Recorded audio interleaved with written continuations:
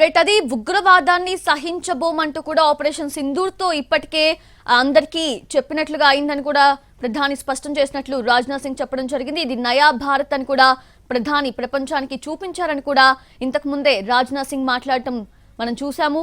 అయితే ఇప్పుడు జైసల్మేర్ నుంచి మా ప్రతినిధి దినకర్ లైవ్ లో సిద్ధంగా ఉన్నారు. సో అక్కడ తాజా పరిస్థితి ఎలా ఉంది తను అడిగి తెలుసుకుందాం. దినకర్, అక్కడ సిచ్యువేషన్ అంతా ఎలా ఉంది? ఇంతకు ముందే మనం మాట్లాడుకున్నాము. సో అంటే యుద్ధం తీవ్రత పెరిగే అవకాశం ఉన్న నేపథ్యంలో అక్కడ సిచ్యువేషన్స్ ఎలా ఉన్నాయి? పోఖ్రాన్ అణుపరీక్ష జరిపిన రోజే మే 11, 1998లో పోఖ్రాన్ అణుపరీక్ష భారత ప్రభుత్వం జరిపింది. దాన్ని సక్సెస్ఫుల్ గా కంప్లీట్ చేసి అప్పటి ప్రధానమంత్రి వాజ్పేయి నయా ఇండియా అన్నటువంటి ఒక విధానానికి పైకి తెచ్చారు. దాంతోపాటు భారత అమలు పదిలో పూర్తి స్థాయిలో అణుబాంబు కూడా తయారు చేసే కెపాసిటీ ఉందన్నది ప్రపంచ దేశాలకు చాటి చెప్పాడు. కాసేపటి కిందట కేంద్ర మంత్రి రాజ్నాథ్ సింగ్ ప్రకటించారు స్పష్టంగా, బ్రహ్మోస్ యొక్క కెపాసిటీ శత్రువుకు తెలియజేసేలాగా తయారు చేశాం. దీనికి సంబంధించి దాదాపు 40 రోజులు టార్గెట్ చేసినట్టుగా 40 నెలలు వారాల్లోనే కంప్లీట్ చేశామన్నట్టుగా ఆయన చేసినటువంటి ప్రకటన ఉంది. 40 నెలల్లోనే పూర్తిగా కంప్లీట్ చేసినటువంటి ప్రకటన ఆయన స్పష్టంగా చెప్పారు. అంటే భారత్ తన దగ్గర ఉన్నటువంటి యొక్క అస్త్రాలని శత్రువుకి చెప్పడం ద్వారా, చూపించడం ద్వారా స్పష్టంగా ఏం చెప్తుంది అంటే తాము బలంగా ఉన్నాము, ఆ బలం ద్వారా బలాన్ని గ్రహించి పాకిస్తాన్ వేచి చూడాలి అని, పాకిస్తాన్ బిహేవ్ చేయాలన్నటువంటిది ఒక స్పష్టమైనటువంటి మెసేజ్ ఇచ్చారు. అందులో భాగంగానే ఇండియన్ ఎయిర్ ఫోర్స్ కూడా ఒక స్పష్టమైనటువంటి ప్రకటన చేసింది. ఏంటి అంటే మా దగ్గర ఉన్నటువంటి వాటితో మేము రావల్పిండిలోనే వెళ్ళి మొత్తం అక్కడ నాశనం చేసి వచ్చాం. సో మిగతా వాటిని చేయడం పెద్ద కష్టమేం కాదు, ఫేక్ న్యూస్ ని నమ్మొద్దు అని చెప్పి ఇండియన్ ఎయిర్ ఫోర్స్ ఒక స్పష్టమైనటువంటి ప్రకటన చేసింది. దాన్ని కూడా మనం సీరియస్ గా తీసుకోవాల్సినటువంటి పరిస్థితి. ప్రస్తుతం నేను జైసల్మేర్ లోనే ఉన్నాను. జైసల్మేర్ ఇండియా పాకిస్తాన్ బార్డర్ సరిహద్దులో ఇక్కడ వాతావరణం అయితే ప్రస్తుతానికి ఇంకా గంభీరంగానే ఉందని చెప్పవచ్చు. ఎందుకంటే కాల్పుల ప్రకటనకు సంబంధించి ఉల్లంఘించినటువంటి పాకిస్తాన్ ఏ క్షణంలోనైనా తెగబడుతుంది అన్నదానికి నిన్న రాత్రి నుంచి జరుగుతున్నటువంటి యొక్క పరిణామాలే ఉదాహరణగా చెప్పుకోవచ్చు. ఇక్కడ జైసల్మేర్, తర్వాత బడ్మేరు, తర్వాత బికనీర్లో దాదాపు 10 డ్రోన్లను కూల్చేశారు రాత్రి. వాటి శకలాలు కూడా ఉన్నాయి. అంతే స్థాయిలో పాకిస్తాన్ పైన కూడా నిన్న సాయంత్రం కాల్పుల విరమణ ఒప్పందానికి 10 నిమిషాల ముందు కూడా జైసల్మేర్, ఆ తర్వాత నెక్స్ట్ బేస్ క్యాంప్ నుంచి కూడా ఈ బ్రహ్మోస్ కు సంబంధించినటువంటి ఒకటి కెపాసిటీని ఉపయోగించి దాన్ని పాకిస్తాన్లో పంపారని కూడా మనకు వార్తలు వస్తున్నటువంటి నేపథ్యంలో పాకిస్తాన్కు స్పష్టమైనటువంటి మెసేజ్ ఇచ్చారు. బ్రహ్మోస్ స్క్రిప్షన్ ద్వారా శత్రువుకు తెలియజేశామని రాజ్నాథ్ సింగ్ చెప్పడం ద్వారా ఆపరేషన్ సింధూర్ని ఆపే ప్రసక్తే లేదు. అది పూర్తి స్థాయిలో ఉగ్రవాదం ఉన్నన్నాళ్ళు ఆపరేషన్ సింధూర్ ఉంటుందని ప్రధాని దీనిపై చాలా బలంగా ఉన్నారని రాజ్నాథ్ సింగ్ చెప్పే ప్రయత్నం చేశారు.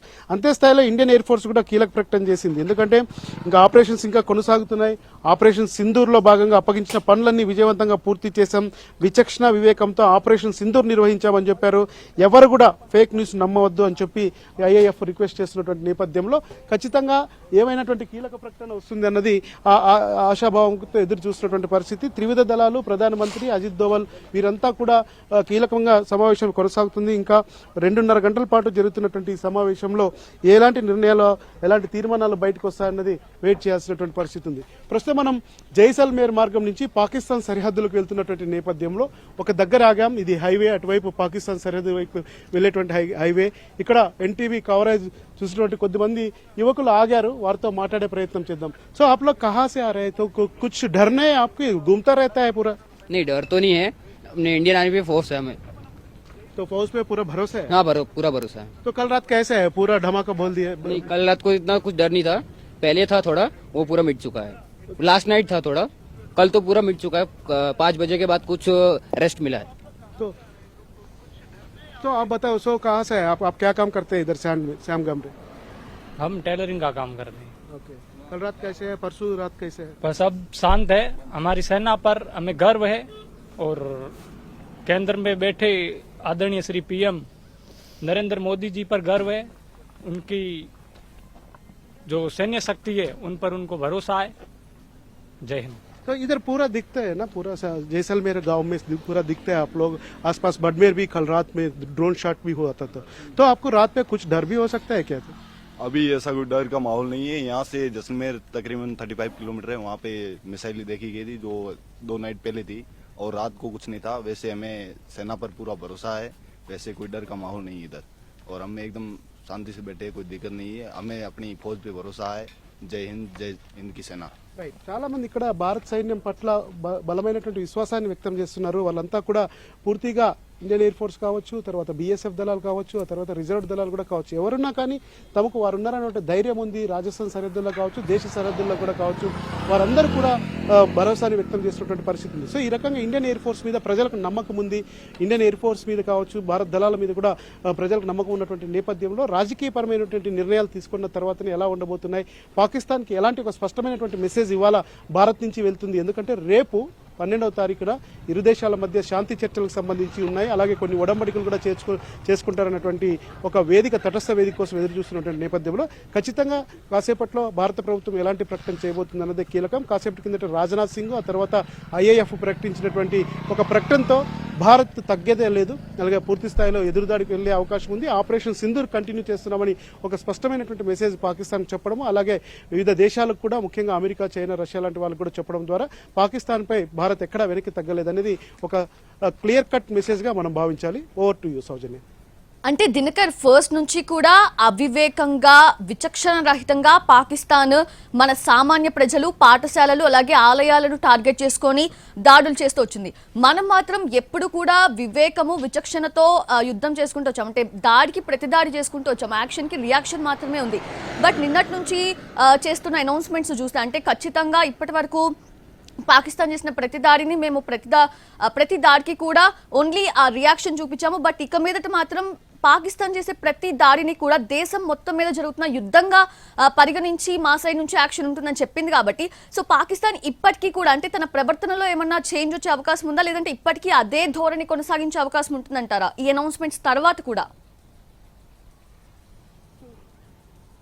అంటే అంతర్జాతీయ వేదికగా జరుగుతున్నటువంటి ఒప్పందాలు, ఆ తర్వాత అంతర్జాతీయంగా అమెరికా లాంటి దేశాలు ఇన్వాల్వ్ అయినటువంటి నేపథ్యంలో పాకిస్తాన్ వేసే ప్రతి అడుగు కూడా దాని యొక్క భవిష్యత్తు పైన దృష్టి పెట్టే అవకాశం ఉంటుంది. ఎందుకంటే భారత్తో గొడవ జరపాలనుకున్నా, భారత్తో యుద్ధం చేయాలనుకున్నా కానీ ఇప్పటికే చైనా పాకిస్తాన్కి స్పష్టమైనటువంటి మద్దతు ఇస్తామని చెప్పడంతో అమెరికా ఎలా రియాక్ట్ అవుతుంది, భారత్కి ఎంతవరకు మద్దతు ఇస్తుంది అన్నది కూడా చూడాల్సినటువంటి అంశం.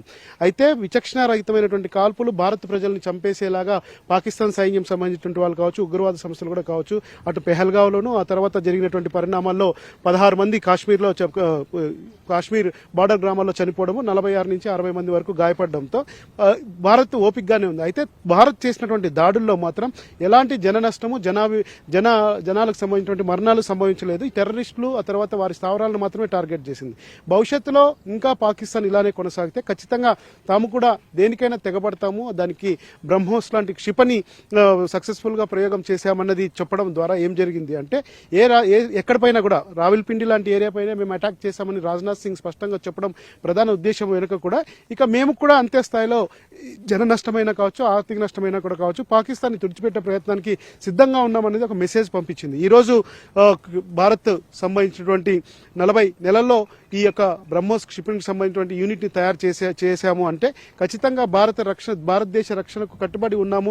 అలాగే ఏ యుద్ధం వచ్చినా కానీ దాన్ని తట్టుకునేలాగా తమ వద్ద ఆయుధాలు ఉన్నాయన్నది ప్రత్యేకంగా తెలియజేసింది ప్రపంచానికి. సో ఈ రకమైనటువంటి పరిస్థితుల్లో వీరు జరుగుతున్నటువంటి హై లెవెల్ కమిటీ మీటింగ్ లో మాత్రం ఖచ్చితంగా అజిత్ దోవల్, తర్వాత త్రివిధ దళాధిపతులకి ప్రధానమంత్రి ఎలాంటి గైడ్ లైన్స్ ఇస్తారు, రాజ్నాథ్ సింగ్ కూడా అక్కడే ఉండడం, లక్నోకి వెళ్లకుండా పోవడము, ఆ తర్వాత త్రివిధ దళాలతో పాటు మిగతా సంబంధించినటువంటి కీలకమైనటువంటి శాఖలకు సంబంధించినటువంటి వాళ్ళంతా కూడా ప్రైమ్ మినిస్టర్ చర్చల్లో ఉన్నటువంటి నేపథ్యంలో సో ఏం జరగబోతుంది, ఎలాంటి అజెండా తయారు చేశారనేది ఆసక్తికరమైనటువంటి ప్రస్తుతం 2 గంటలు అవుతున్న నేపథ్యంలో మళ్ళీ సాయంత్రం 5 గంటల ప్రాంతంలో రక్షణ శాఖకు సంబంధించినటువంటి అధికారులు దీనిపైన ఒక స్పష్టమైనటువంటి ప్రకటన చేసే అవకాశం ఉంది.